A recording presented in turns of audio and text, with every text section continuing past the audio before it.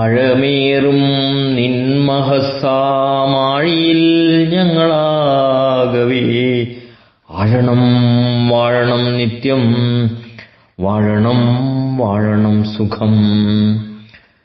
ആനന്ദസ്വരൂപികളെ, ഗുരുദേവന്റെ ദർശനങ്ങളിലൂടെ എന്ന പരമ്പരയിൽ നമ്മുടെ ഇന്നത്തെ ചിന്തനീയ വിഷയം ദേവശുദ്ധിയോടെ പിറക്കുന്ന കുഞ്ഞ്. ജനിച്ച കുഞ്ഞിന് 15 നാൾ കഴിഞ്ഞ് നാമകരണം ചെയ്യണം.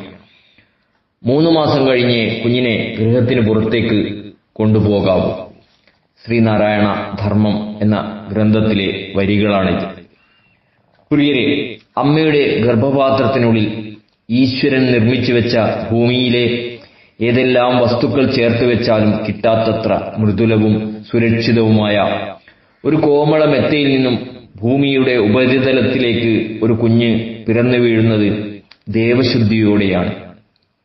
ഈശ്വരന്റെ തൃക്കരങ്ങളിൽ നിന്നുമാണ് അവനെ ഈ ഭൂമി ഏറ്റുവാങ്ങുന്നത്. നിഷ്കളങ്കതയുടെ ഏറ്റവും ശുദ്ധസ്വരൂപമായിരിക്കുന്ന ആ കുഞ്ഞ് ഈ പ്രകൃതിയിലെ താപനിലയുമായാണ് ആദ്യം ബന്ധം സ്ഥാപിക്കുന്നത്. അവന്റെ അകവും പുറവും ഒരു കുമിള പോലെ മൃദുലവും ലോലവുമാണ്. അത്രമേൽ ശ്രദ്ധയും സൂക്ഷ്മവുമായ പരിചരണം ആവശ്യമായിരിക്കുന്ന പ്രാരംഭഘട്ടമാണത്.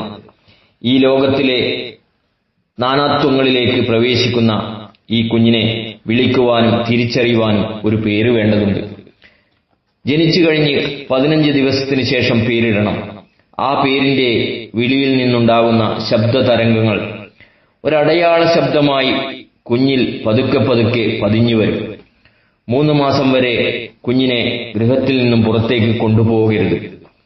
ഒരു മനുഷ്യ ശരീരത്തിന് ആവശ്യമായ പ്രതിരോധശേഷി കൈവന്നിട്ടില്ലാത്തതിനാൽ ഈ കാലയളവിൽ ഒരു യാത്രയിലും കുഞ്ഞിനെ കൊണ്ടുപോകാതിരിക്കുവാൻ ശ്രദ്ധിക്കണം. അന്തരീക്ഷത്തിന്റെ മാറ്റവും മർദ്ദവുമൊന്നും താങ്ങാനാവുന്ന ശരീരസ്ഥിതി അവനുണ്ടായിട്ടില്ല.